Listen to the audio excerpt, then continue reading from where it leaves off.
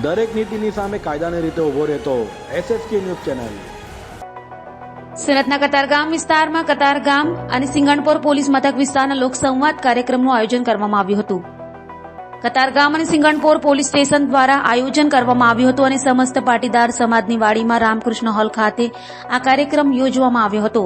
લોકસંવાદ કાર્યક્રમમાં સુરત શહેર police commissioner Ajaykumar Tomar, joint police commissioner sector 1 Wabang Zameer, નાયબ પોલીસ કમિશનર ઝોન 3 સહિત પોલીસ અધિકારીઓ ઉપસ્થિત રહ્યા હતા.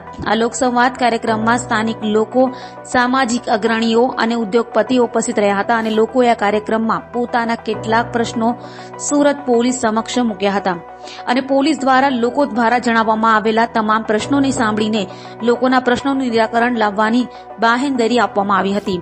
મહત્વની વાત છે કે સુરત શહેર પોલીસ દ્વારા અલગ અલગ પોલીસ સ્ટેશન હદ વિસ્તારમાં આ પ્રકારે લોકસંવાદ કાર્યક્રમનું આયોજન સમયાંતરે કરવામાં આવે છે, જેમાં લોકો પોતાના પ્રશ્નોની રજૂઆત કરે છે અને પોલીસ દ્વારા લોકોએ રજૂ કરેલા પ્રશ્નોનું નિરાકરણ લાવવાના પ્રયાસો હાથ ધરવામાં આવે છે.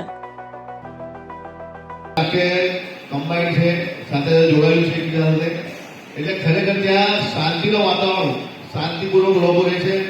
જે ખરેખર અત્યારે જે કામગીરી કરી લાગે પોસ્ટરના PI સાહેબે, ત્યાંના સ્ટાફના લોકોએ જે 11 લાખ રૂપિયાના દાગીના જે તેના તુચકો અર્પણના કાર્યક્રમના આધારે એ લોકોએ પરત બોલાવીને આપવામાં આવ્યા.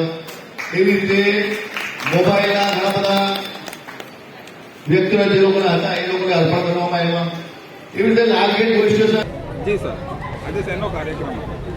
આજરોજ પોલીસ કમિશનર શ્રી સુરત શહેર શ્રી અજયકુમાર તોમર સાહેબના માર્ગદર્શન હેઠળ કતારગામ સિંગણપોર વિસ્તારના નાગરિકો સાથે સીધો લોકસંવાદનો કાર્યક્રમનું આયોજન કરવામાં આવેલું હતું.